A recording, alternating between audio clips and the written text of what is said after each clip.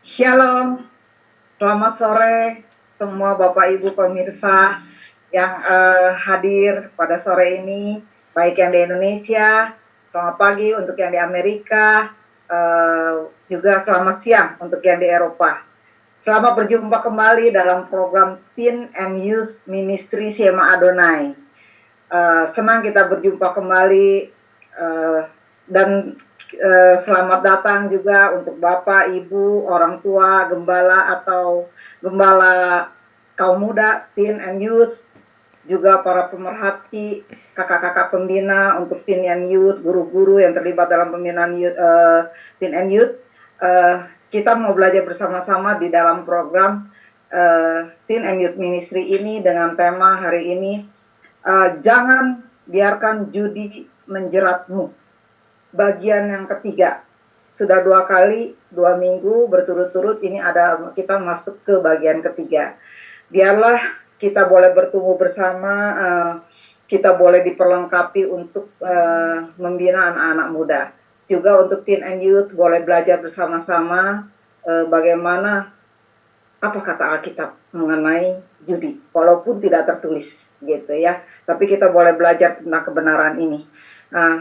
Kita senang kita boleh belajar bersama-sama dengan Ibu Grace Sumilat sebagai pembicara.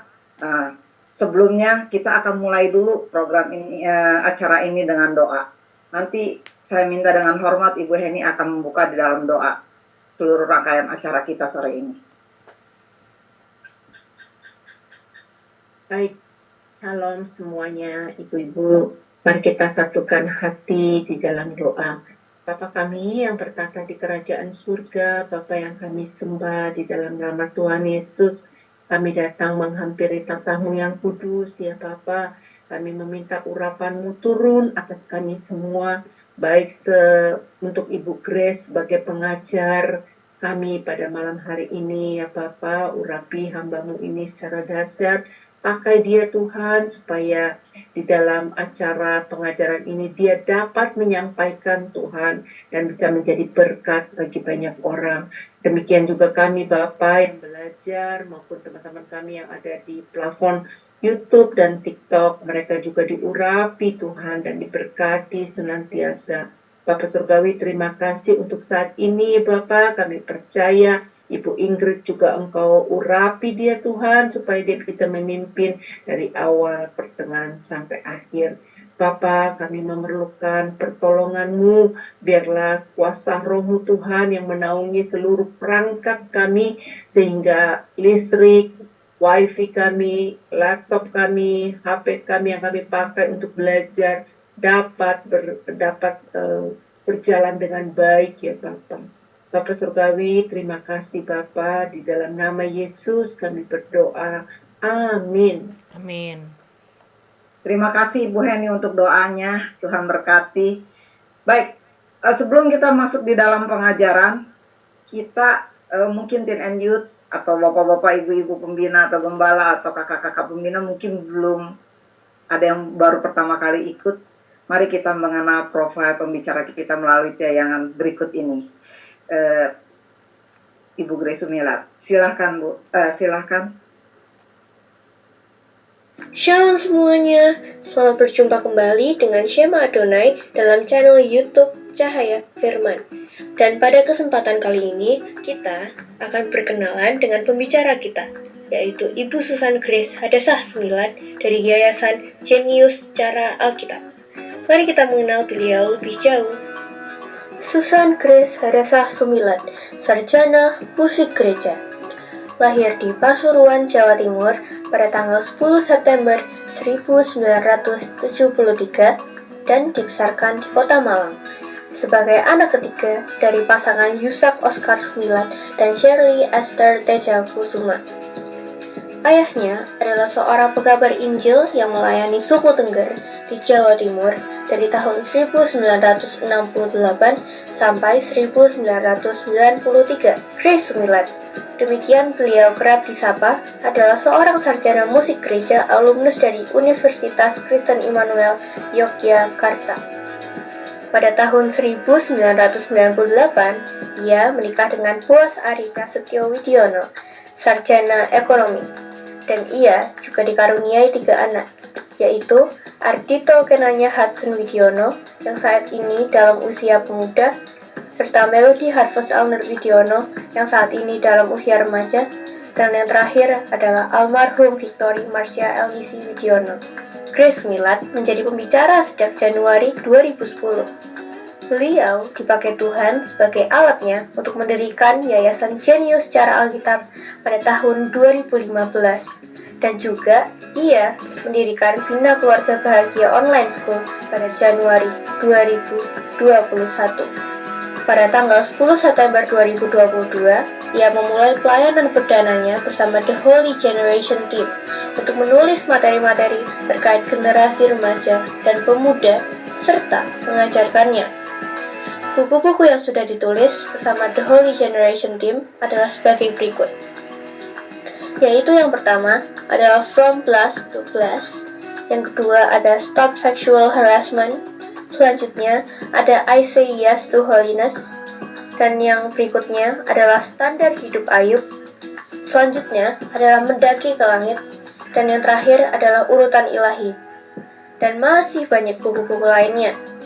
Kerinduannya yang terdalam adalah untuk melihat pengenapan Maleakhi 4 ayat 6 di akhir zaman.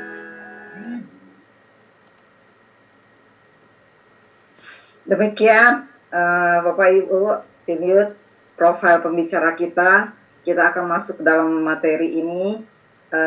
Saya menyapa Ibu Grace. Shalom Bu Grace, selamat sore. Apa kabar Bu Grace? Shalom, luar biasa. Saya baru pulang dari Jawa Timur.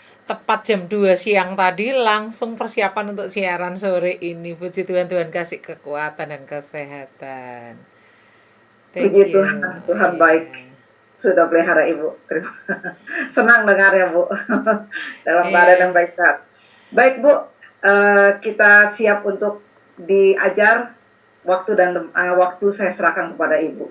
Iya, Grace. puji Tuhan. Terima kasih Bu Ingrid, juga teman-teman yang udah hadir. Kita udah belajar 2 minggu berturut-turut. Jangan biarkan judi menjeratmu, part 1 dan part 2. Hari ini kita sampai di part terakhir. Karena kalau cuma mengulik apa kata Alkitab, facts you should know, dan lain-lain, kalau nggak ada true story-nya itu kurang seru ya. Jadi hari ini kita akan melihat banyak sekali kisah-kisah nyata tentang orang-orang yang memenangkan lotre ya. Memenangkan lotre. Lotre itu juga salah satu bentuk judi. Baik, saya akan share screen di sini. Ya. Bentar, kita akan share screen di sini.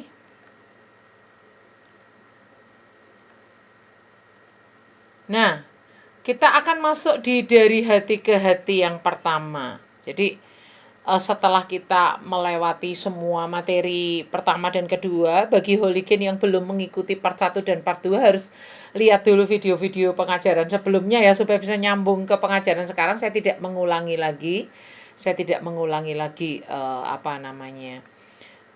Pengajaran yang hari-hari yang lalu. Kita langsung sampai di hari 3T ini, maksudnya adalah bahan sharing kita. Ya. Apakah Holikin pernah bercita-cita atau memiliki visi kehidupan yang salah, yaitu sedari kecil ingin pernah suatu waktu memimpikan menjadi seorang kaya. Walaupun menjadi kaya itu bukan suatu dosa, namun menjadi kaya bukan suatu visi yang harus kita kejar di dalam hidup kita. Sehingga pada akhirnya kita bisa menyimpang dari iman dan menyiksa diri ke berbagai-bagai duka. Misalnya nih, kita pengen jadi orang kaya raya. Lalu kalau itu nggak tercapai, kita sampai stres, kita sampai down, kita sampai depresi. Nah, itu bahaya sekali ya, menyiksa diri ke berbagai duka. Tapi kalau memang kita diizinkan Tuhan menjadi orang kaya, itu nggak dosa ya Holikin. Kita bisa pakai kekayaan kita dengan cara yang benar. Banyak tokoh-tokoh Alkitab itu kaya, banyak. Abraham itu orang kaya, Ishak itu orang kaya, Yakub itu orang kaya ya, bapak leluhur Israel itu orang-orang kaya ya. Tapi menjadi kaya itu nggak dosa. Yang dosa adalah keinginan. Jangan ingin menjadi kaya. Itu firman Tuhan yang perlu kita tekankan. Jangan sampai Holigen sejak muda punya cita-cita dan visi yang salah.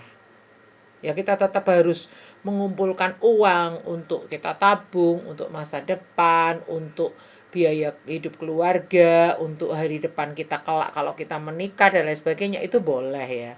Tapi cita-cita utama kita tuh tidak boleh hanya sekedar semata-mata ingin menjadi orang kaya. Baik. Berikutnya dari hati ke hati yang berikutnya, Holigen. Kita lihat. Apakah Holigen sudah terikat kepada perjudian? Mungkin mana tahu di antara Holigen ini ada yang sudah terlanjur terikat pada judi online, pada togel, pada mungkin judi ayam, judi tarung ayam, judi kuda, judi bola, judi macam-macam ya. Mungkin apakah Holigen di sini ada yang sudah terlanjur terikat pada perjudian? Maukah Holigen terlepas dan terbebas dari hal itu? Ambil waktu untuk sharing dan jangan lupa untuk saling mendoakan. Kehebatan metode Komsel adalah ada ketersalingan. Kita bisa saling mendoakan, saling menguatkan, saling memberkati, saling mengampuni, saling menasehati, saling menegur, saling menghormati, dan masih banyak lagi. Nah, dalam materi The Holy Generation ini kita selalu mendorong selain sharing, ayo saling mendoakan. Kalau ada temanmu yang udah terlanjur terikat dengan judi online, kayaknya sepele ya, keluar uang 100.000 puter, klik stop. Nah, kalau nanti stopnya itu sampai di satu kotak tertentu jackpot, itu bisa menang. Wah, penasaran, nyoba lagi 100.000 lagi. Nggak terasa tuh, tiba-tiba udah 600.000 ya kan. Dapat jackpot 200.000, masih penasaran, uangnya dipakai lagi untuk judi lagi. Sama aja, pada akhirnya justru keluar uang banyak, nggak dapat apa-apa pada akhirnya. Nah, mungkin kalau generasi-generasinya Holigen ini judinya nggak kayak zaman dulu sabung ayam gitu-gitu ya.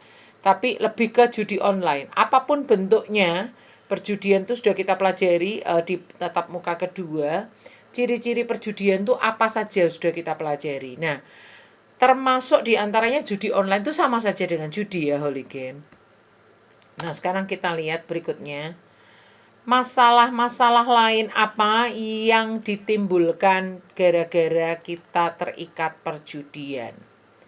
Jadi, judi itu merupakan dosa karena ada 10 ayat yang menentang semua sistem perjudian yang udah kita pelajari di tatap muka yang lalu. Tetapi ada efek samping daripada perjudian yang juga tidak lepas untuk kita perhatikan, Holigen. Yang pertama adalah terlilit hutang. Ya. Dia punya harapan untuk menang. Uangnya dia udah habis, lalu dia masih ingin terus main karena terikat, karena kecanduan, addicted, sehingga karena dia pengen terus main, uangnya dia udah habis, apa yang dia lakukan? Dia berhutang. Bisa jadi hutang ke temannya, hutang ke bandar judinya, dan lain sebagainya. Nggak lepas dikatakan oleh Amsal 22 itu Holigen. Yang berhutang menjadi budak dari yang menghutangi. Jadi orang yang berhutang itu mau nggak mau dia menjadi budak dari orang yang menghutangi. Artinya nggak punya kemerdekaan. Orang yang punya hutang itu hidupnya akan terperangkap di dalam satu rantai hutang gitu ya. Apalagi kalau hutangnya itu berbunga ya. Lama-lama bunganya itu lebih besar daripada pokoknya. Nah, itu bahaya sekali, Holigen. Makanya kalau orang yang terikat judi, begitu uangnya habis, dia nggak akan kapok. Dia dibelak-belain hutang hanya untuk lari ke perjudian. Sekarang kita lihat berikutnya. Yang kedua adalah bahayanya, efek sampingnya daripada perjudian adalah terikat pada kecanduan alkohol. Karena biasanya di kasino-kasino atau tempat berjudi itu untuk menarik perhatian para penjudi, itu mereka menaruh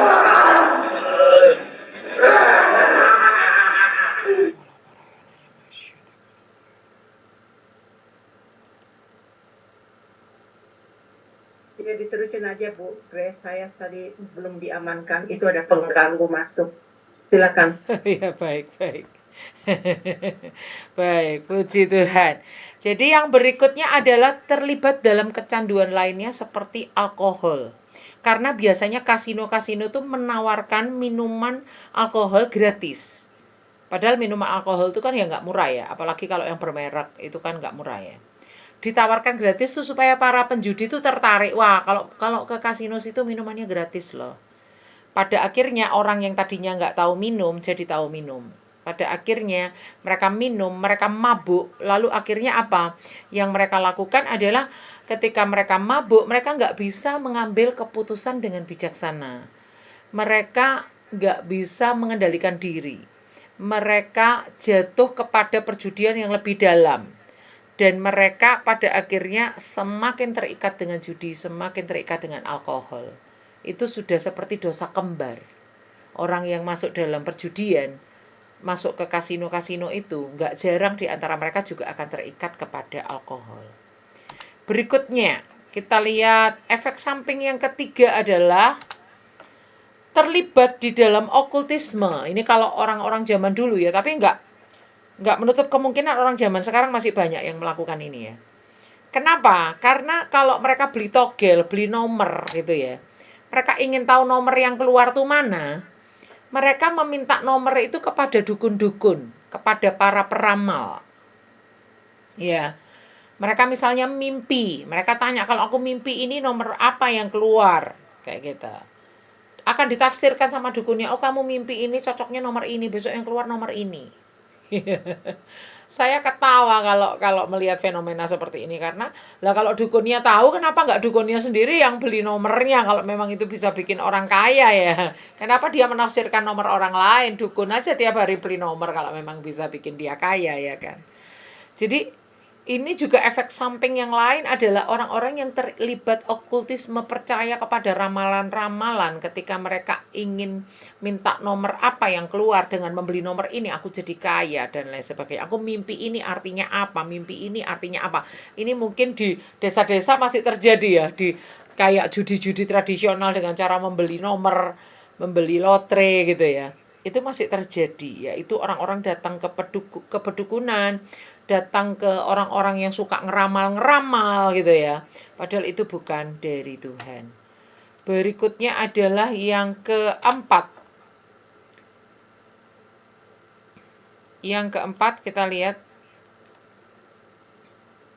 Oh sebentar, sebelum yang keempat saya akan jelaskan dulu bahwa Tuhan itu mengecam orang Israel yang meninggalkan Tuhan dan menggantikan Tuhan yang benar itu dengan menyembah dewa-dewa Meni yang adalah dewa yang dipercaya dapat menentukan nasib orang.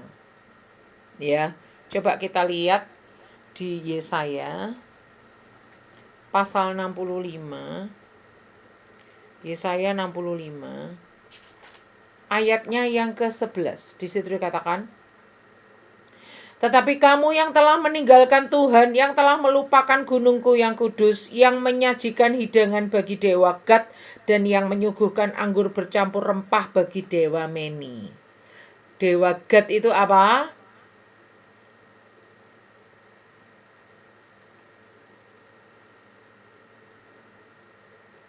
Dewa Gad itu adalah dewa kekayaan. Dewa Meni itu apa?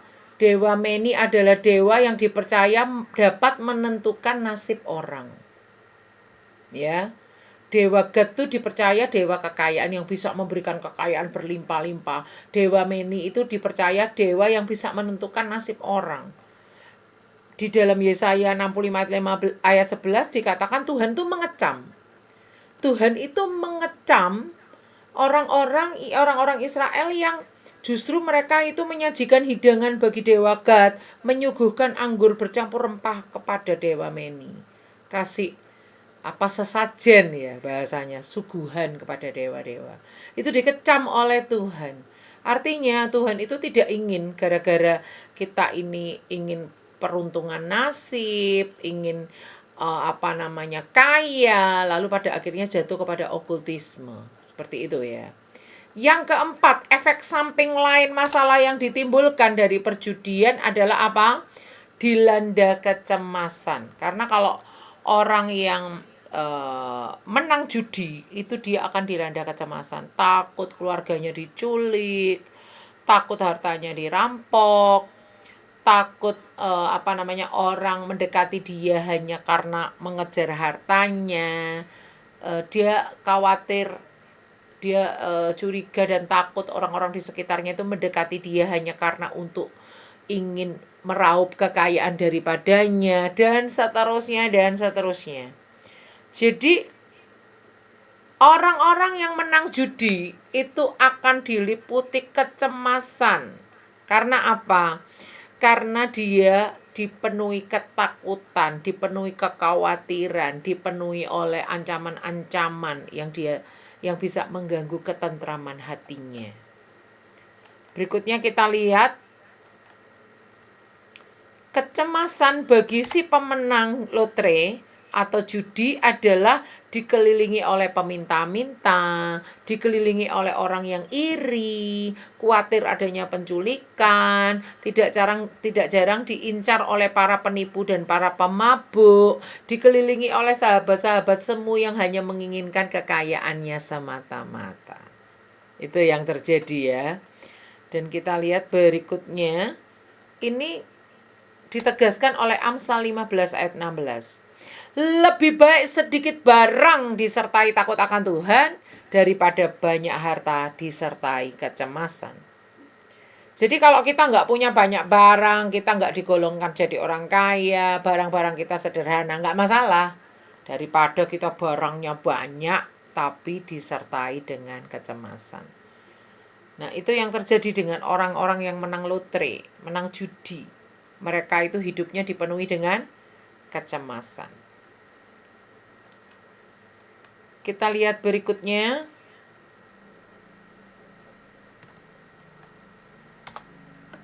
Nah, kita sekarang masuk dalam true story atau kisah-kisah nyata tentang orang-orang yang menang lotre. Ya. Orang membeli tiket lotre, kalau nomornya keluar, dia bisa mendapatkan semua uang dari para pembeli lotre lainnya. Itu sama aja dengan judi. Ya, tentu aja dipotong pajak, terus diambil keuntungannya oleh pemilik bandar judinya itu. Tetapi sistem pembelian lotre itu sama saja dengan judi. Sekarang kita lihat beberapa true story. Yang pertama adalah orang bernama Michael Carroll. Ya. Di dalam liputan6.com saya menyalin seperti ini. Menjadi pemenang lotre dengan hadiah selangit mungkin telah menjadi impian banyak orang. Ya, siapa yang tidak ingin jadi orang kaya mendadak dan mendapat hadiah dengan nominal yang sangat besar. Layaknya mendapatkan durian runtuh, uang tersebut bisa dimanfaatkan untuk membeli barang yang selama ini Anda inginkan atau merasakan gaya hidup serba glamor, selebriti dunia. Namun ternyata hidup menjadi pemenang lotre tidaklah seindah yang dibayangkan. Faktanya, banyak pemenang lotre yang justru harus rela menanggung nasib naas setelah mampu memenangkan hadiah dengan nominal yang sangat besar. Sebagian besar dari mereka bahkan menyesal telah menjadi pemenang dalam undian tersebut. Siapa saja mereka?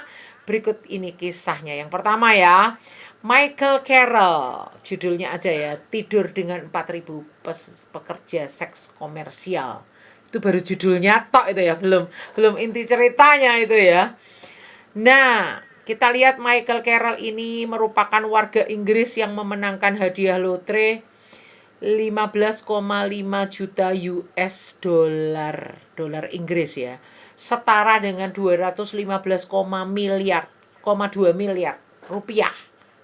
215,2 miliar rupiah dengan perhitungan kursnya 1 dolar adalah 13.888. Nah, si orang yang namanya Michael Carroll ini, dia mendapat lotre ketika usianya masih 19 tahun. Tapi dia langsung memiliki sifat yang buruk. Dia sering pergi ke tempat-tempat yang nggak baik. Ia mendapat mendapatkan cap buruk sebagai lotolau atau pemenang lotre yang udik setelah keputusannya untuk menghabiskan hadiah lotre. Dia pakai untuk pesta-pestaan, mabuk-mabukan, tidur dengan banyak pekerja seks komersial dalam waktu 10 tahun. Ya, tidur dengan pelacur. Lebih kurang 10 tahun. Carol mengaku dalam sehari setidaknya ia menghabiskan uangnya untuk pesta dengan 4 wanita tunasusila. Bahkan pernah tidur dengan 20 wanita tunasusila dalam sehari. Pria yang memiliki catatan kriminal ini mengaku menghabiskan 3.000 US dollar atau 41,6 juta uangnya untuk menghisap kokain demi mendapat energi yang dia butuhkan. Bayangkan, sehari bisa tidur dengan 20 pelacur. Untuk dapat energinya itu dia beli kokain.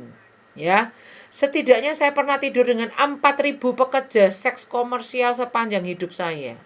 Dihitung sama dia ya, 4.000 loh seumur hidupnya, bayangkan itu. Ia pun akhirnya 2 kali ditangkap aparat berwajib dan harus rela mendekam di penjara setelah kemenangan besarnya. Mantan pemenang lotre yang pernah melakukan 2 kali percobaan bunuh diri ini, bayangkan, punya uang banyak malah pernah melakukan percobaan bunuh diri sampai 2 kali. Apakah itu hidup yang bahagia? Apakah menang lotre, menang judi itu jaminan sebuah kebahagiaan? Buktinya ya, orang ini pernah hampir bunuh diri 2 kali. Dan akhirnya mengaku bahwa hidupnya memang jauh lebih bahagia sebelum ia memenangkan lotre. Kita lihat orang kedua. Orang kedua itu siapa? Kate Gordon. Kate Gordon.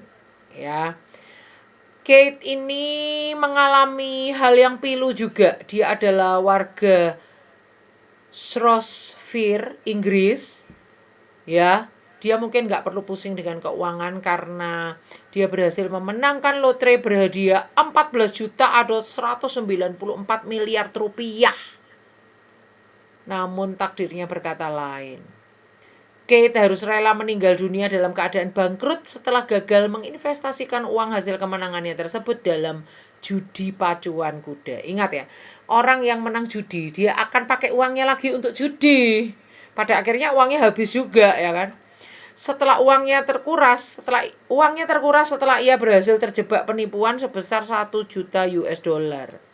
Istrinya yang telah mendampinginya selama 25 tahun terpaksa meninggalkan dia setelah ia terbukti kecanduan minuman alkohol dan harus terpaksa hidup di panti rehabilitasi. Bayangkan istrinya secantik ini, seceria ini meninggalkan dia, ya kan? Hidup saya baik-baik saja sebelum hadiah lotre itu mengacaukan semuanya. Apa gunanya memiliki banyak uang ketika Anda harus hidup dalam keadaan cemas setiap waktu?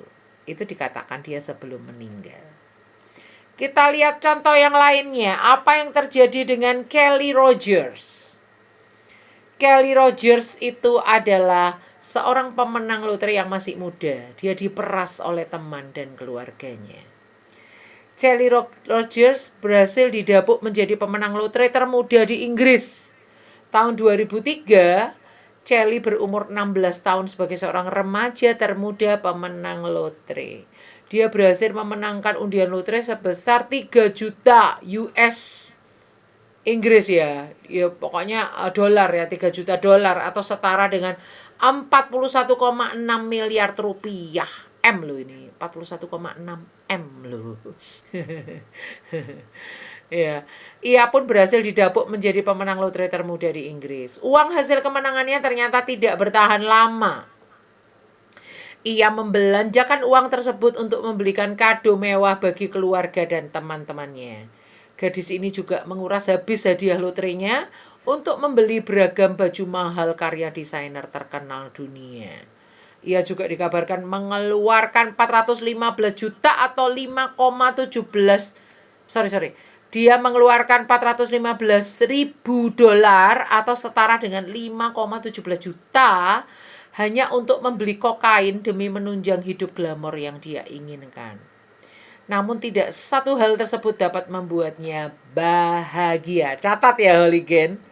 Sudah beberapa orang di sini mengaku hidupnya nggak bahagia. Walaupun mereka menang lotre, itu tidak menjamin seseorang itu hidup bahagia. Kaya mendadak itu nggak menjamin hidup seseorang bahagia. Pada usia 26 tahun, dia kan tadi menang lotre pada usia 16 ya. Jadi 10 tahun kemudian waktu dia umur 26, ia hanya memiliki sisa uang 3.000 US dollar atau 41,6 juta. Hanya tinggal 41,6 juta di tabungannya. Akan tetapi ia mengaku bahwa hidupnya jauh lebih bahagia saat ini dibanding ketika ia memenangkan lotre. Jadi 10 tahun kemudian dia jauh lebih berbahagia dibandingkan 10 tahun yang lalu. Padahal uangnya hanya tinggal 41,6 juta. Ia tidak lagi dipaksa untuk membelikan hadiah mewah untuk teman dan keluarganya. Gadis ini pun sangat sedih ketika dia mengetahui sebuah fakta bahwa ternyata lebih banyak orang melihat dia hanya dari hartanya dibandingkan dengan kepribadiannya sendiri. Banyak orang yang merasa bahwa dia itu orang yang layak didekati, layak diajak bersahabat hanya gara-gara dia itu menang lotre, hanya gara-gara dia orang kaya mendadak. Orang nggak mau lagi bersahabat dengan dia hanya karena melihat pribadinya, melihat siapa dia sebenarnya. Orang hanya melihat uangnya, hartanya. Orang bersahabat dengan dia dengan satu modus untuk dibelikan ini, dibelikan itu, diajak main ke sini, healing ke sana gitu ya Holigen. Dia nggak pernah merasakan persahabatan sejati Holigen. Kita lihat berikutnya, ada orang bernama Maria Laudevrel.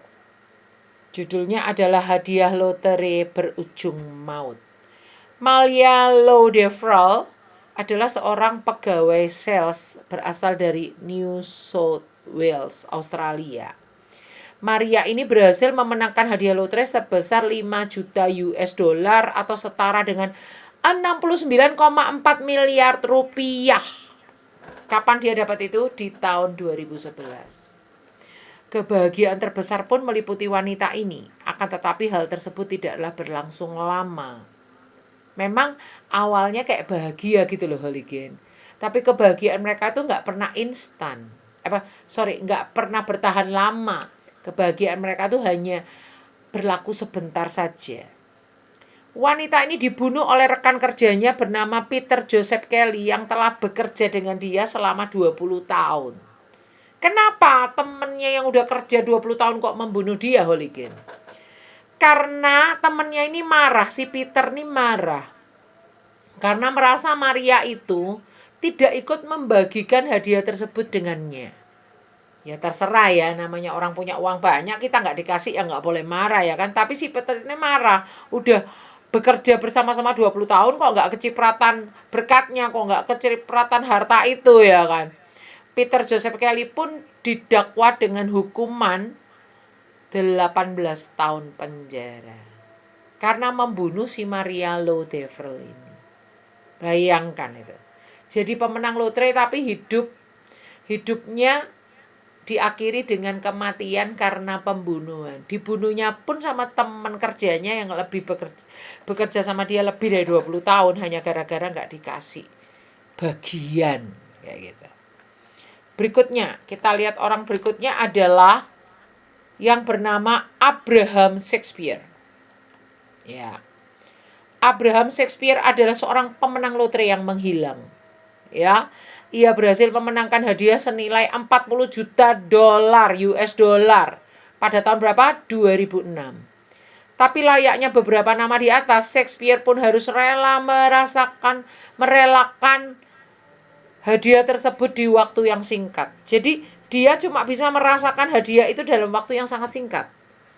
Hanya 3 tahun setelah kemenangannya, pria berusia 42 tahun ini dikabarkan menghilang.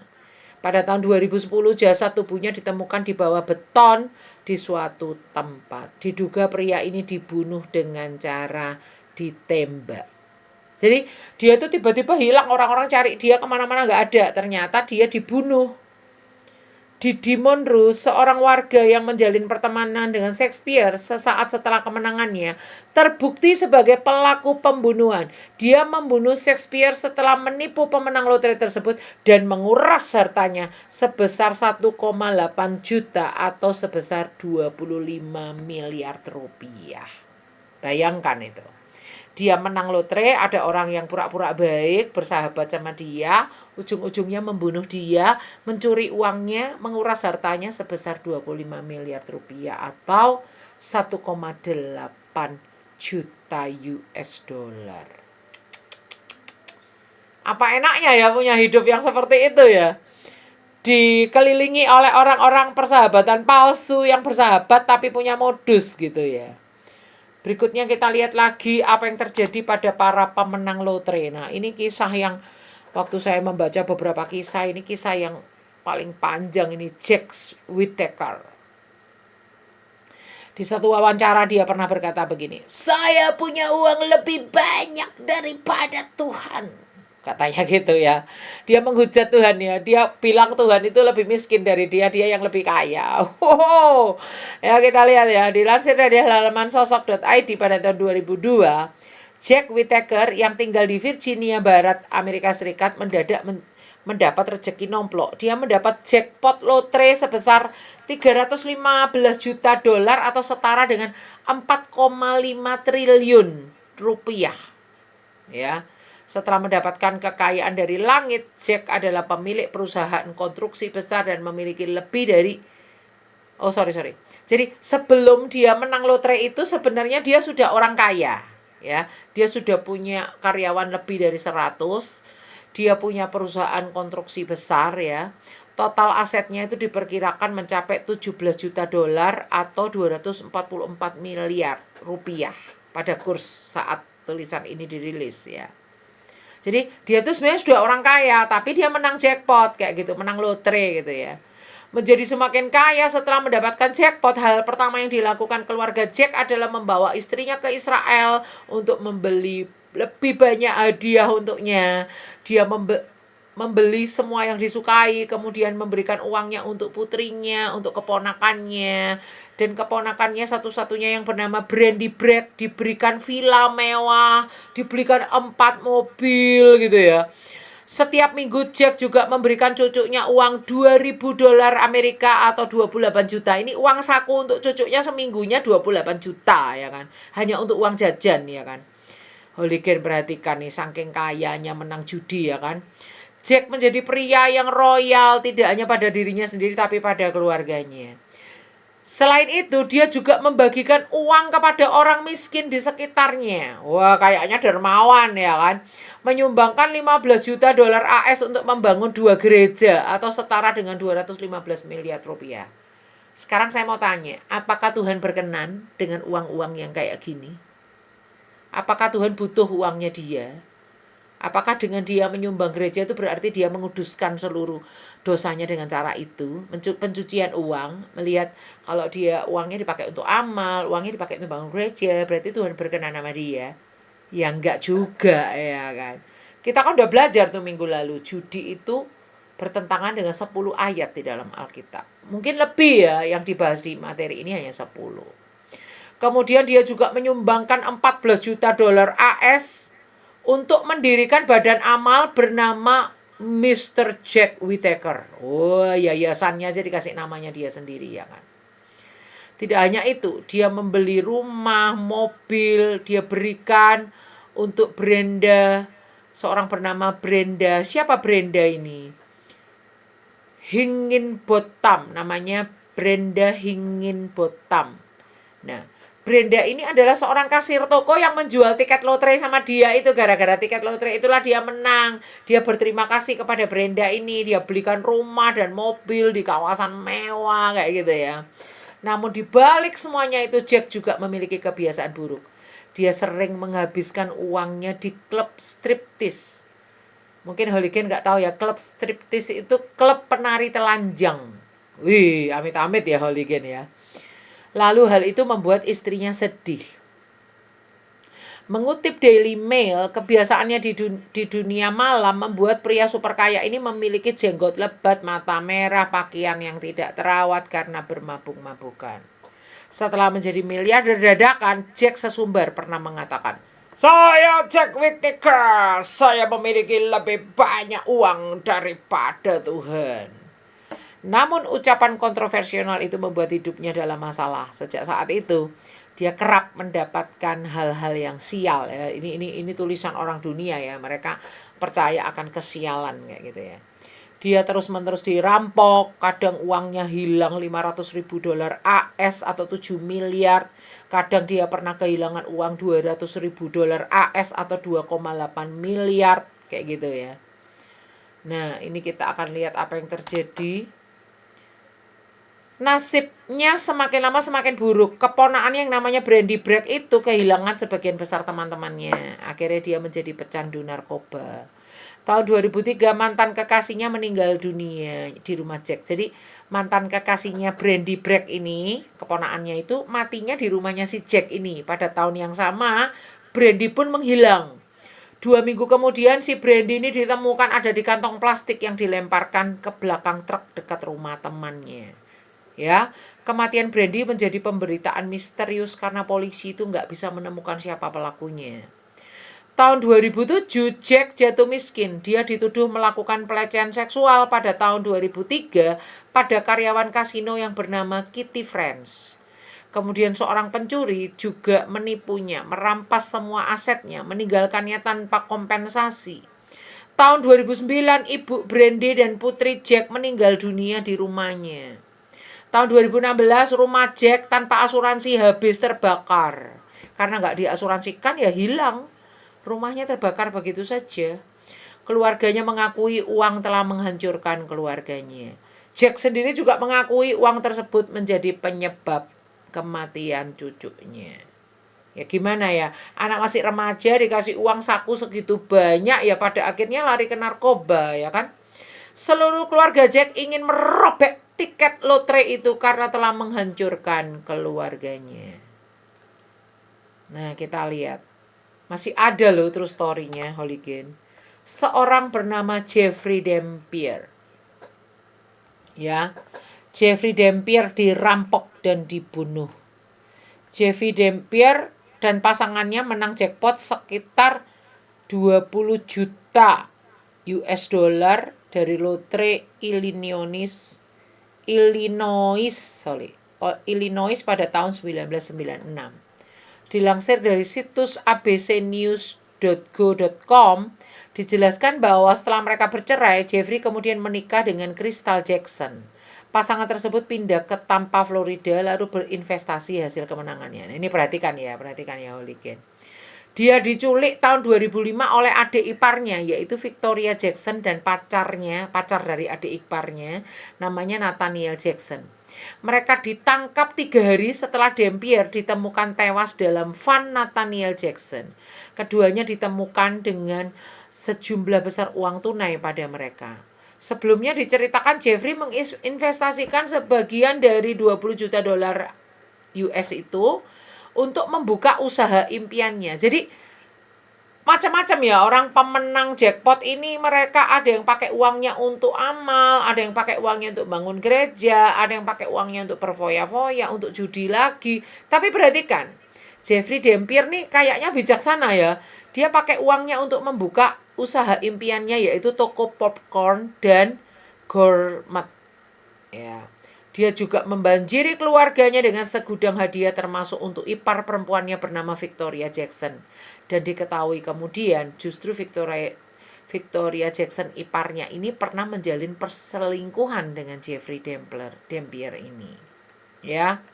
Namun di tahun 2005, 9 tahun selepas kemenangan lotrenya, Victoria, yaitu adik iparnya yang pernah berselingkuh sama dia itu, dan juga pacarnya Victoria, pacarnya saat itu ya kan, memutuskan untuk merampok Jeffrey dan berakhir dengan membunuh Jeffrey dengan menembak Jeffrey dengan sebuah peluru di belakang kepalanya.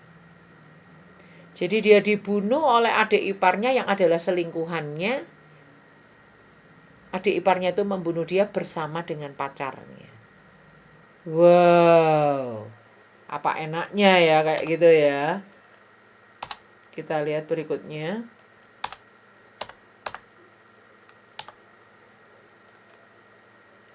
Kita lihat berikutnya teman-teman. Apa yang akan kita lakukan? What to do? Nah, di dalam materi-materi The Holy Generation ini ada what to do, itu adalah kami para penulis ini menyarankan apa yang harus kita lakukan untuk kita bisa terbebas, terlepas dari jerat perjudian ini. Saya bisa menyarankan semua hal yang lain, misalnya stop berjudi, jauhi teman-teman perjudian, tutup semua aplikasi tentang judi yang ada di handphonemu atau di perangkatmu atau di gadgetmu, terus dan lain sebagainya. Bisa, semua saran tuh bagus dan baik sekali. Tetapi saya memilih untuk mengubah paradigma kita Holigen tentang kekayaan. Karena kalau paradigma kita itu benar tentang kekayaan, paradigma kita yang salah itu kita ubah menjadi paradigma yang sesuai dengan apa kata Alkitab tentang kekayaan, otomatis Holigen itu akan digiring untuk lepas dari semua perjudian, dihindarkan dari dosa perjudian, dari addicted atau kecanduan terhadap judi, dihindarkan, dilepaskan dari jerat. Dengan cara apa? Mengubah paradigma atau mindset kita. Jadi kita itu akan menjadi seperti apa yang kita pikirkan. Kalau cara berpikir kita benar, kita jadi orang benar. Cara berpikir kita salah, kita jadi orang yang bersalah. Nah, caranya gini Holigen. Kita akan membuka beberapa ayat. Tolong Holigen coba tulis perenunganmu tentang ayat itu apa. Jadi di sini saya Kak Grace nggak akan jelaskan arti ayat-ayat ini Holigen. Dan ini bukan dari hati ke hati loh ya. Bukan untuk di-sharingkan sama temen lain ya.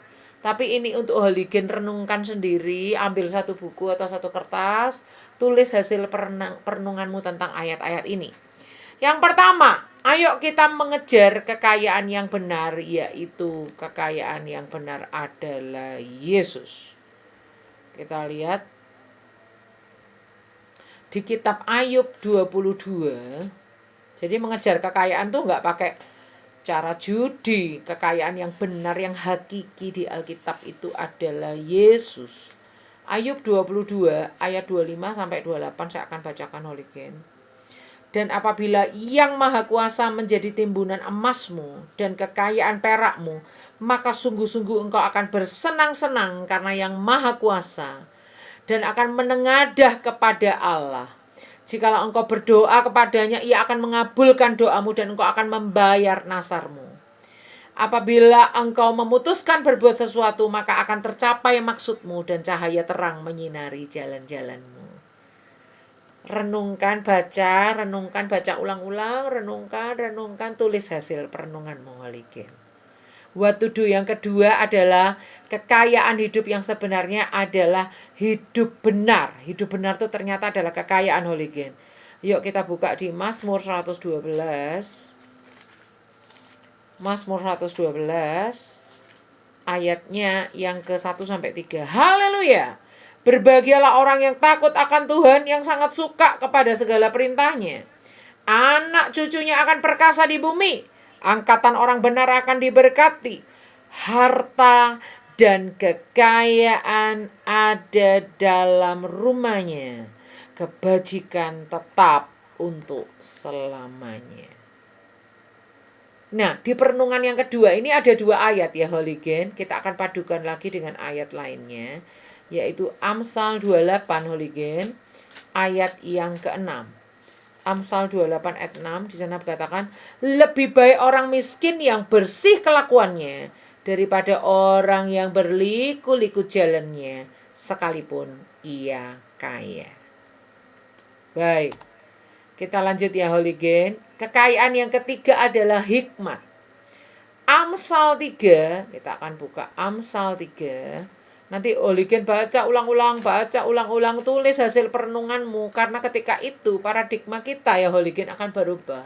Kalau paradigma kita berubah, kita nggak akan tergiur dengan yang namanya judi, lotre, jackpot, dan lain-lain ya. Amsal 3 ayat 13 sampai 17 demikian bunyi firman Tuhan. Berbahagialah orang yang mendapat hikmat, orang yang memperoleh kepandaian, karena keuntungannya melebihi keuntungan perak dan hasilnya melebihi emas. Ia lebih berharga daripada permata. Apapun yang kau inginkan tidak dapat menyamainya. Umur panjang ada di tangan kanannya, di tangan kirinya kekayaan dan kehormatan.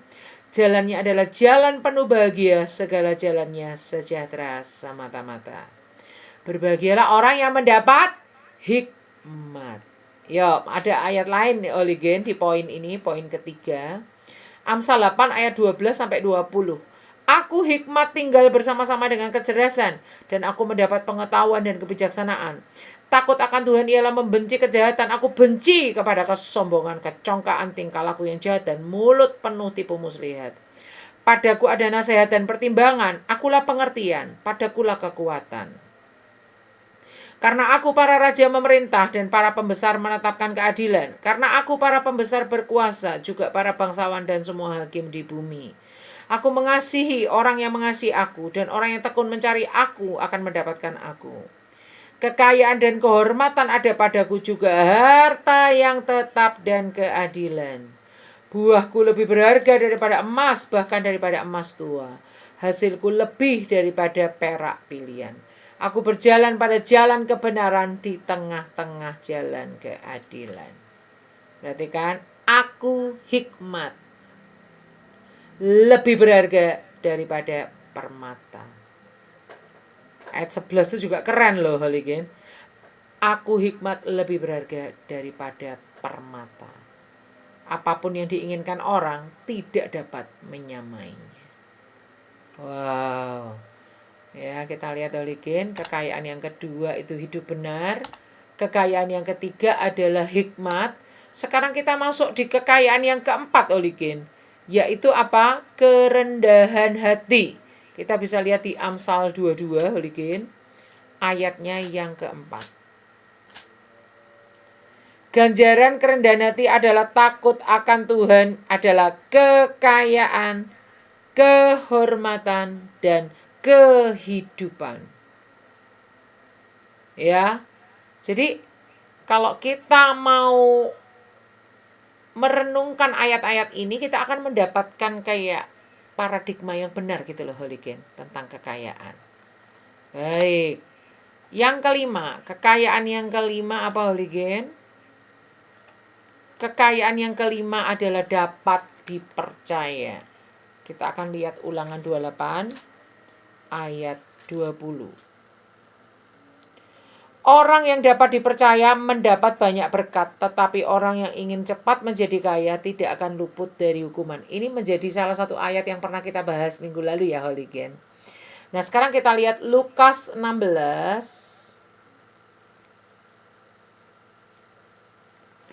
Lukas 16 ayatnya yang ke-12. Dan jikalau kamu tidak setia dalam harta orang lain, siapa yang akan menyerahkan hartamu sendiri kepadamu? Dan Lukas 16 ayat 11. Jadi, jikalau kamu tidak setia dalam hal mamon yang tidak jujur, siapakah yang akan mempercayakan kepadamu harta yang sesungguhnya? Jadi, kepercayaan, dapat dipercaya itu juga harta loh, Holigen. Berikutnya kita akan lihat. Nah, sekarang kita akan lihat bahwa kita harus memiliki sikap yang benar tentang kekayaan. Apakah bisa minta tolong Kak Ramona membacakan apa yang saya tulis di layar? Silakan Kak Ramona. Atau saya aja nggak apa-apa ya. Matius 24 ayat 14 dikatakan gini. Tahukah Holigen bahwa kekayaan hanyalah sebuah titipan dari Tuhan? Kita ini bukan pemilik loh, Holigen, hanya pengelola. Nah, ini dari hati ke hati, Holigen silakan sharing sama teman-teman sikap yang benar tentang kekayaan dari Matius 25 ayat 14 ini. Bahwa kekayaan kita ini sebenarnya bukan milik kita. Kita hanya dipercaya mengelola, Holigen. Yang kedua, Holigen, ini dari hati ke hati bahan sharing kita. Yang kedua, ayo Holigen sebelum men-sharingkan poin kedua, baca dulu Amsal 13 ayat 11. Diskusikan dengan temanmu, bagaimana sih cara mengumpulkan kekayaan dengan cara sedikit demi sedikit, itu caranya gimana? Apakah mungkin dengan menabung? Apakah mungkin dengan bekerja? Ya, tolong di-sharingkan ide-idenya Holigen ya. Yang ketiga, Amsal 21 ayat 17, Holigen baca dulu, lalu sharingkan dengan teman-temanmu. Apa pendapatmu tentang hidup dalam kemewahan dan hawa nafsu yang dibahas di ayat ini? Bagaimana caranya agar kita hidup tidak seperti itu? Sharingkan bersama dengan teman-temanmu. Ya. Mungkin di antara kalian ada yang terjebak pada kemewahan dan hawa nafsu. Oh, sepatu harus yang puluhan juta, tas harus yang ratusan juta. Ada ya yang kayak gitu ya, Holigen. Bertobat ya, itu hidup dalam kemewahan, menghambur-hamburkan uang yang nggak diperlukan ya, nggak perlu hidup seperti itu ya kan. Lalu yang keempat, mata sharing kita yang keempat adalah Lukas 19 ayat 8. Bagaimana kita melihat Sakeus itu memberi kepada orang miskin, hasil pemerasan kejahatannya dia juga serahkan kepada orang yang bersangkutan, dia kembalikan. Ya, pertobatan hidup Sakeus itu benar-benar bisa dirasakan. Kita lihat ya, Lukas 19 ayat 8. Tetapi Sakeus berdiri dan berkata kepada Tuhan, "Tuhan, setengah dari milikku akan kuberikan kepada orang miskin. Dan sekiranya ada sesuatu yang kuperas dari seseorang, akan kukembalikan 4 kali lipat." Nah, coba Holigen sharing sama teman-teman. Kenapa ya Sakeus itu kok bisa berubah menjadi lebih baik? Penyebabnya apa? Sharingkan bersama dengan teman-temanmu. Baik, kita akhiri dengan quote dari saya. Quote saya nggak tahu ya apakah ada orang pernah membuat quote seperti ini atau tidak, saya belum cek. Tapi ketika saya mau menciptakan quote, ini yang terlintas di pikiran saya. Uang tidak akan laku di surga ataupun di neraka. Ya, uang itu tidak akan laku di surga ataupun di neraka. Ini satu quote yang sangat dalam ya, Holigen. Artinya kayak gini. Kita kalau mati itu walaupun di peti mati kita itu dipenuhi dengan uang, entah bukan uang palsu ya, uang asli sekalipun ya, bukan uang-uangan ya, uang beneran, tetap di surga itu uang itu nggak kita bawa. Kalaupun kita, ya amit-amit ya, jangan sampai terjadi ya, tapi maksudnya kalaupun ada orang yang masuk neraka, dia bawa uang, lalu dia ingin membayar untuk bisa keluar dari neraka itu, untuk pindah ke surga, itu nggak bisa.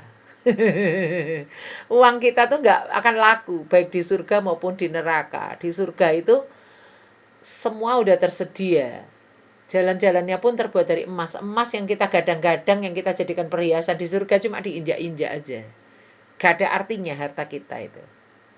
Makanya kita harus kumpulkan harta itu di surga, bukan di bumi. Kumpulkan harta di surga dengan cara menabur, memberi kepada orang miskin, mengasihani orang miskin, lalu menyokong pekerjaan Tuhan, berbuat baik dengan harta kita.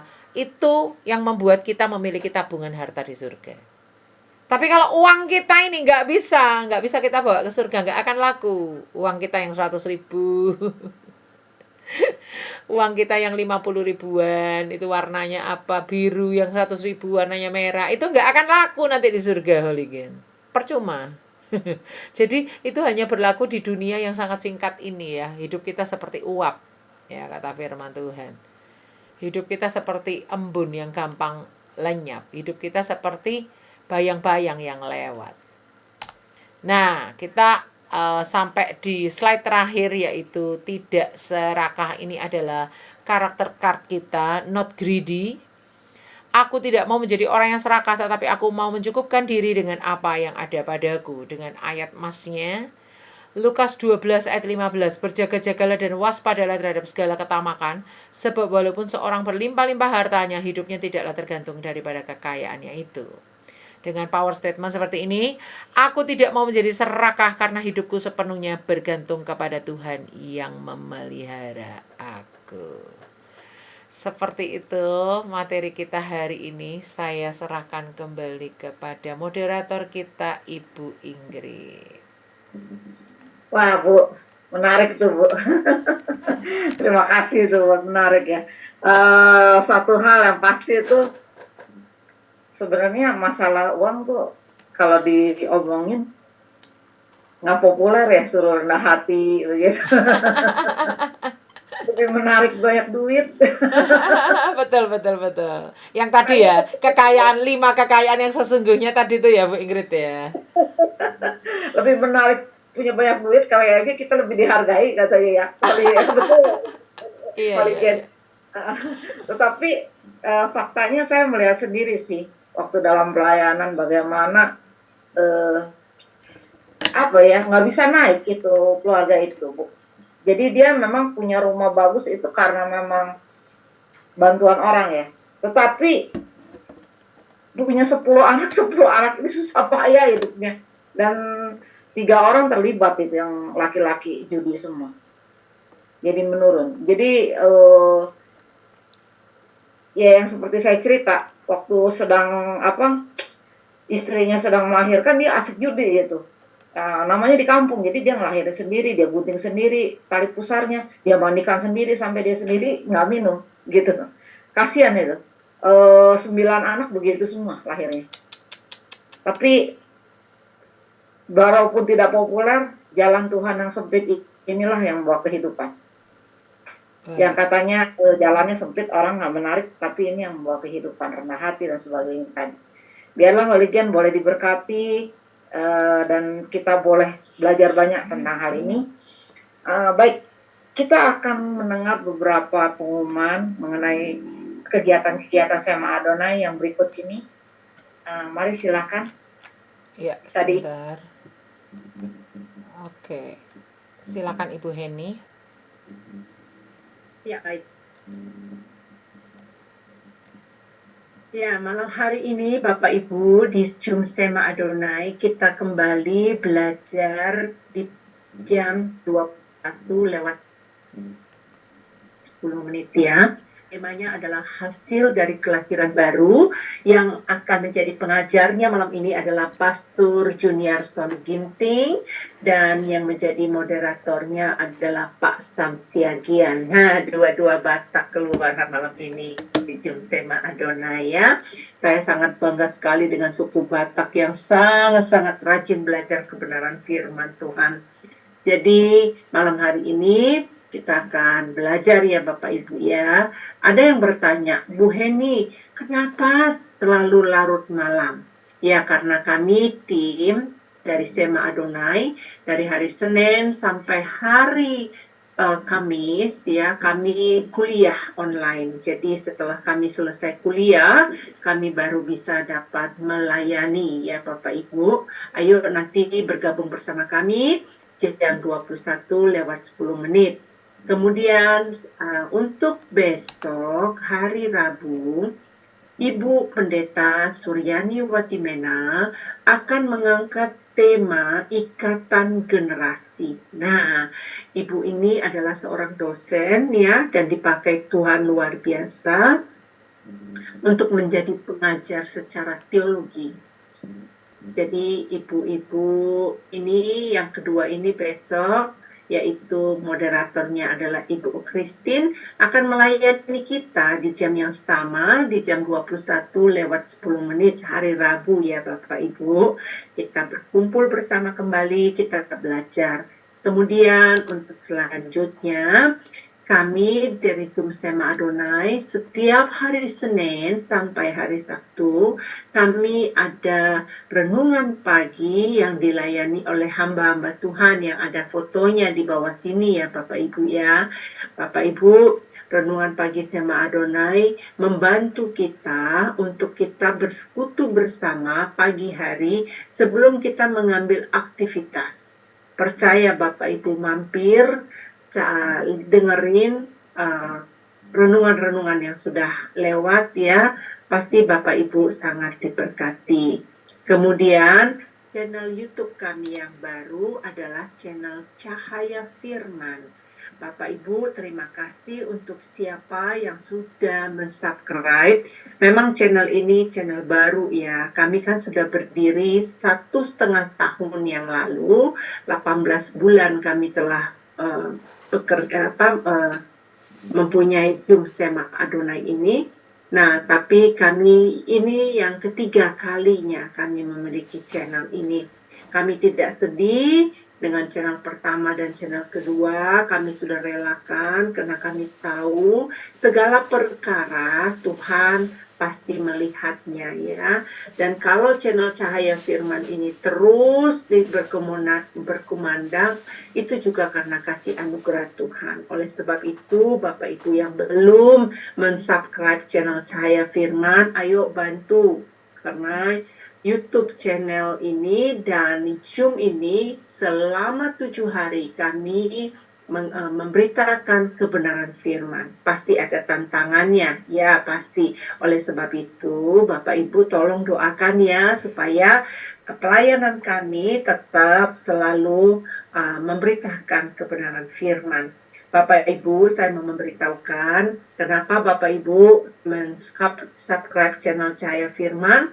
Karena melalui channel ini Bapak Ibu bisa melihat renungan pagi yang tidak disiarkan di channel-channel lain. Kemudian ibadah online kami setiap hari Minggu dan juga setiap hari Jumat ada renungan dari Bapak Pendeta Daniel yang sangat-sangat memberkati. Oleh sebab itu, Bapak Ibu, mari subscribe channel Cahaya Firman dan lihat konten-konten pembelajaran yang ada di YouTube ini. Terima kasih, Tuhan memberkati. Saya kembalikan kepada Bu Ingrid. Terima kasih Bu Heni untuk pengumumannya. Kiranya bisa diikuti oleh para pemirsa program-program yang bagus ini ya, yang memberkati kita. Baik, kita akan masuk ke dalam sesi tanya jawab. Silakan yang ada di ruang Zoom untuk raise hand sehingga nanti operator akan membantu unmute. Saya lihat ada Ibu Ramona Napitupulu. Nanti yang di YouTube mungkin Ibu Heni akan membantu jika ada yang bertanya, nanti akan disampaikan kepada Ibu Grace. Silakan Ibu Ramona menyampaikan pertanyaannya langsung kepada Ibu Grace. Shalom Bu Grace, Bu Ingrid, Bu Heni dan semuanya. Terima kasih Bu Grace untuk materi hari ini. Saya diberkati dengan materi yang sudah disampaikan.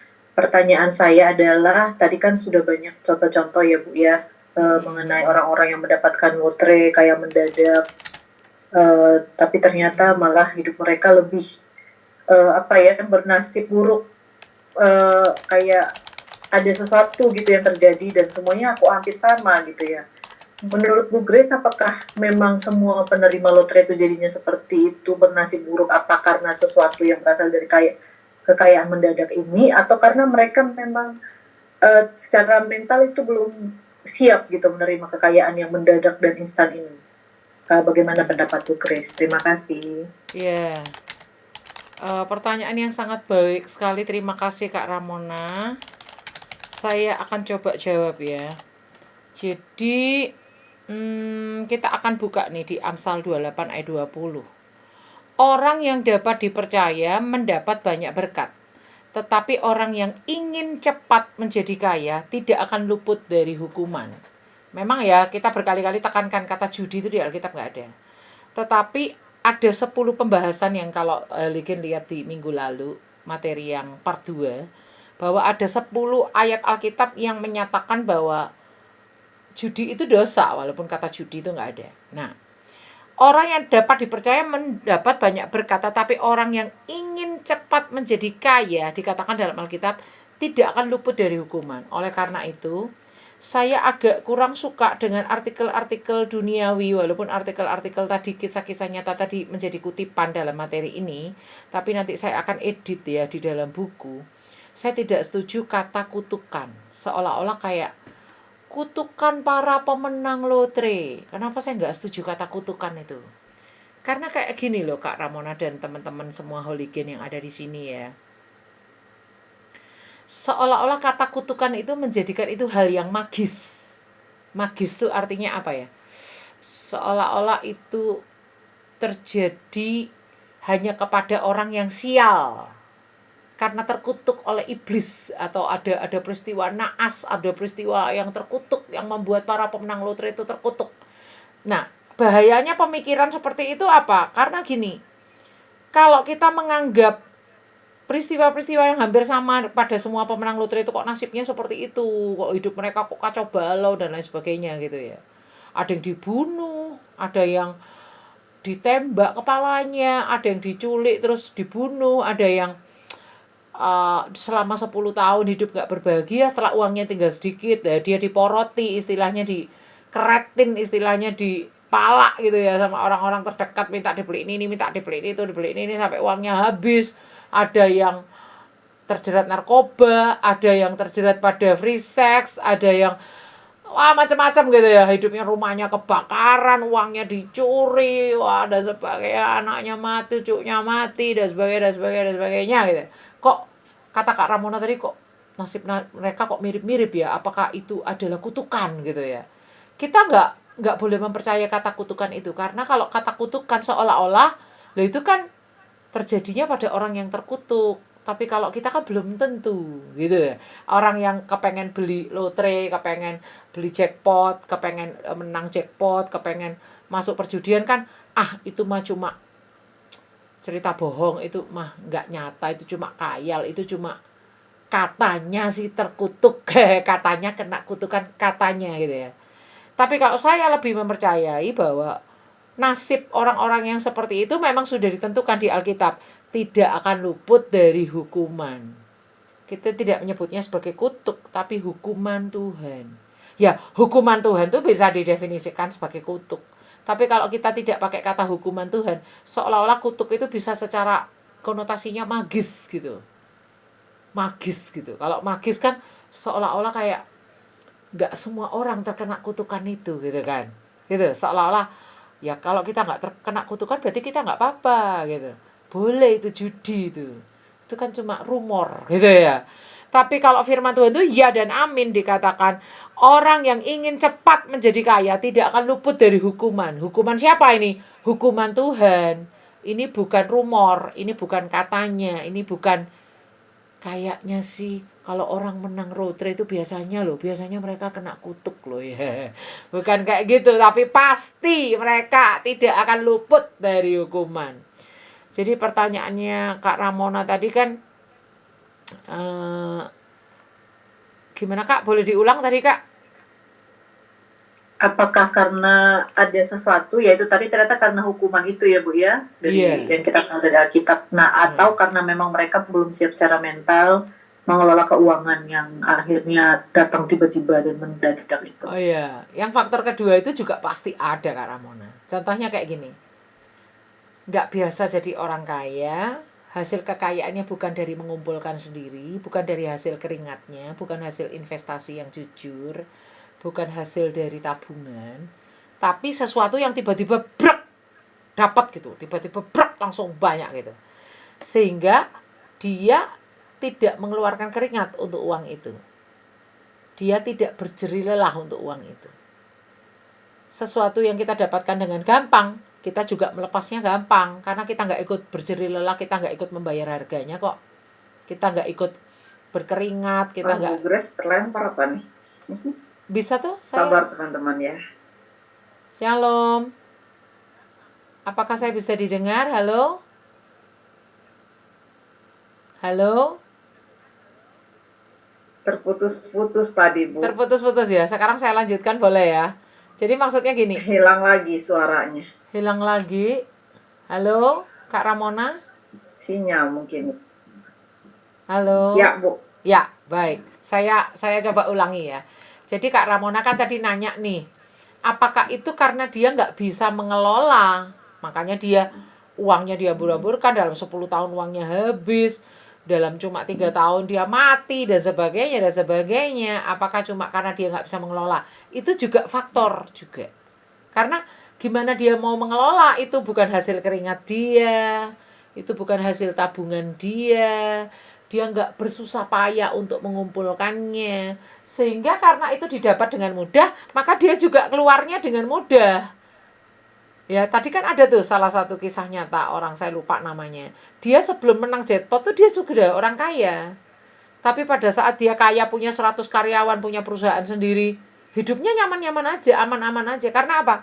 Kekayaan yang dia miliki itu hasil keringat dia, hasil usaha dia, hasil buah pemikiran dia. Hasil dia meluangkan waktu untuk bagaimana menghasilkan perusahaan dia menjadi perusahaan yang profit, yang menghasilkan keuntungan. Tapi begitu dia menang jackpot, dia lebih kaya lagi. Dia mendapatkan kekayaan dari jackpot ini yang lebih gampang, dari lotre ini lebih mudah. Dia tanpa keringat, tanpa hasil usaha. Akhirnya dia justru lebih miskin dari sebelum dia menang jackpot. Jadi dia tadinya udah kaya, lebih kaya lagi gara-gara menang jackpot. Dia jadi miskin sampai garis nol, mungkin sampai di bawah garis nol. Sampai masuk penjara kan, gara-gara dia dilaporkan melakukan pelecehan itu kan. Nah, di sini kita lihat kalau kita itu berjerih payah untuk mendapatkan sesuatu, entah itu uang, entah itu tabungan, berkeringat untuk melakukannya, maka kita juga bisa mengelola dengan baik. Karena apa? Karena kan itu hasil keringat kita sendiri, kita nggak akan hambur-hamburkan. Kita akan kelola itu dengan baik karena kita mendapatkannya pun nggak gampang. Tapi kalau orang yang langsung tiba-tiba mendadak menjadi kaya gara-gara judi, dia mentalnya belum siap untuk mengelola kekayaan itu.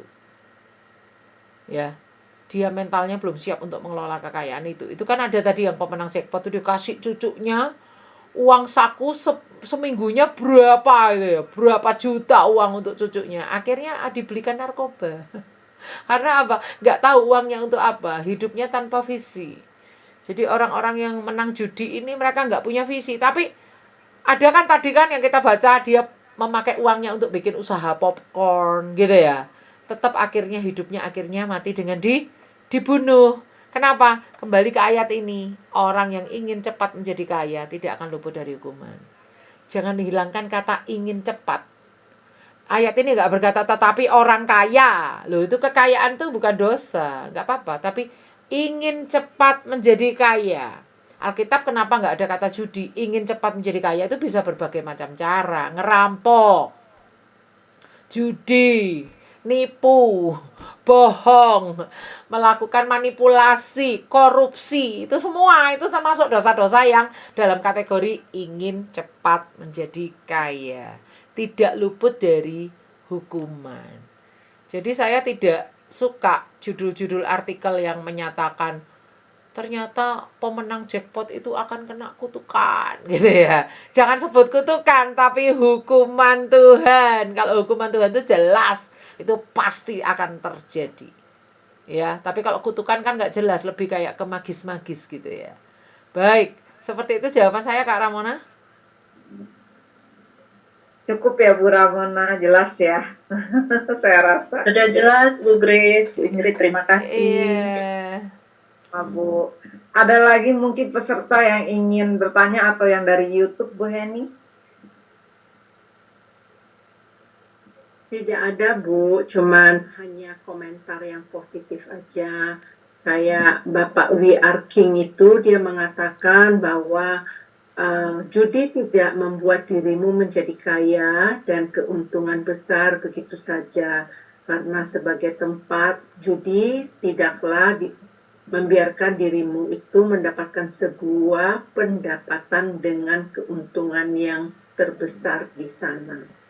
Jadi dia memberikan nasihat. Katanya judi itu karena itu cara sistem mempermainkan dirimu. Memang betul sih ya, judi itu mempermainkan diri kita ya, karena tidak pernah ada puas ya.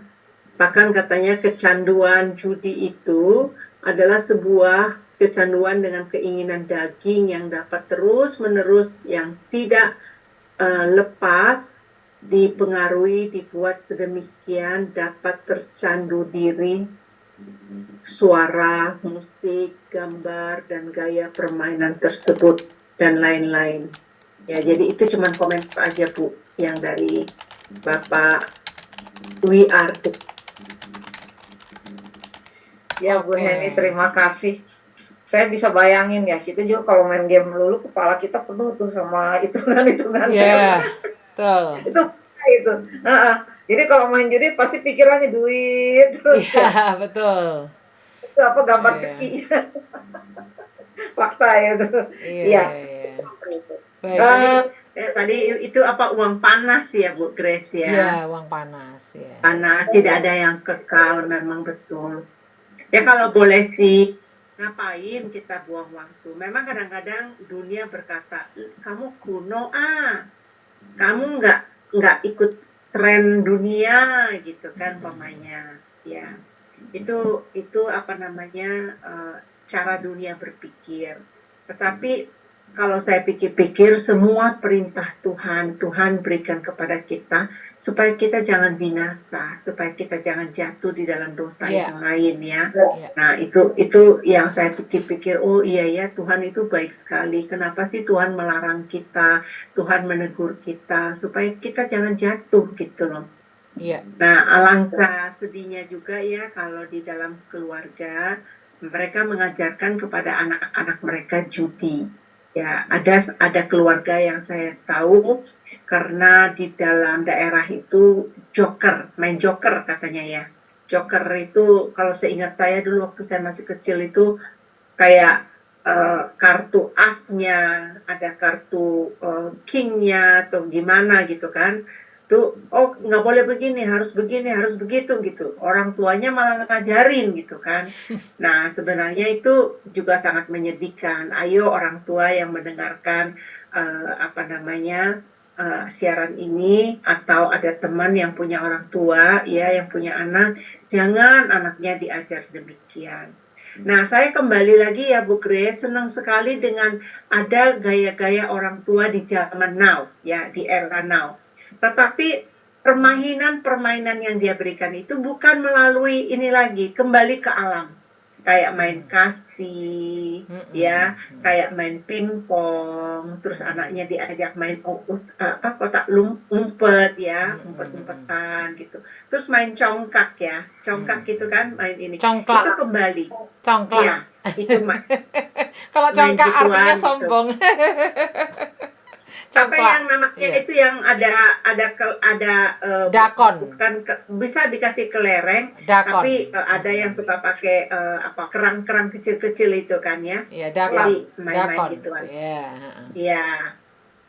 Jadi apa namanya kembali kepada alam. Jadi memang menurut saya ya orang tua punya peran terpenting saat ini. Tidak boleh membiarkan anak-anaknya, termasuk game-game yang ada di apa namanya di YouTube, di gadget ya, di handphone, di tab gitu, di laptop gitu. Itu membuat candu ya. Jadi kayak judi ingin menang dari temennya akan sekolah. Malah yang dibicarakan soal judi. Ibu Ingrid udah cerita ya muridnya ya. Ayo Bu mau main ini nggak Bu, diajakin malah. Iya. Mobil itu. Baik. Ya, Iya, terima ya itu aja kasih. masukan dari Iya. saya. Tuhan Terima kasih Bu Heni. Mengingatkan kita ke 1 Korintus 6 ayat 12. Segala sesuatu halal bagiku tetapi bukan semuanya berguna. Segala sesuatu halal bagiku tetapi aku tidak membiarkan diriku kasih Grace sama Aku tidak membiarkan diriku diperhamba oleh sesuatu apapun. Itu Rasul Paulus di 1 Korintus 6 ayat 12 jelas. Rasul Paulus menolak dirinya diperhamba oleh apapun. Nah, segala sesuatu yang mencandu itu Rasul Paulus nggak mau. Walaupun nggak ada kata judi dalam Alkitab, tetapi segala sesuatu yang mencandu itu menjadikan kita hamba. Nah, channelnya seperti itu ya. terus catatannya ibu ini Baik. jelek sekali ya. Jadi suaranya terputus-putus Bu. Iya, nggak stabil ya. Baik, saya serahkan kembali ke Bu Ingrid aja, nggak apa-apa.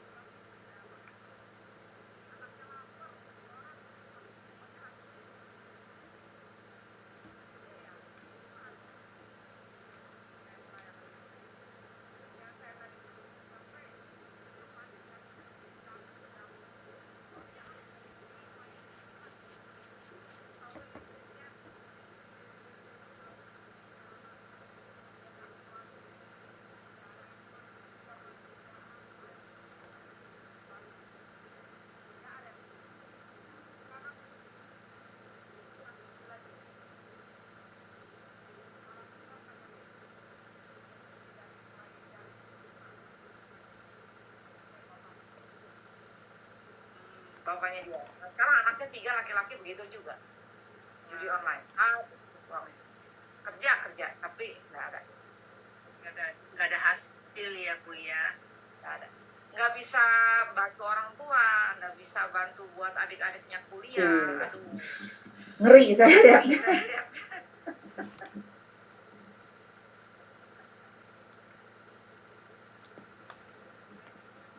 Ini kenapa ya Bu Grace? Bu Grace Iya, mohon maaf. kasih host dulu ya sebentar ya Bu Grace. Ya Bu Grace sudah kembali, saya udah kasih host Bu Grace. Oh iya. Nggak bisa tuh, Bu. Lempar. Nah, Iya, Hen. ini kita berdoa nih Bu Grace. Tuhan tolong Tuhan, tinggal sebentar lagi nih.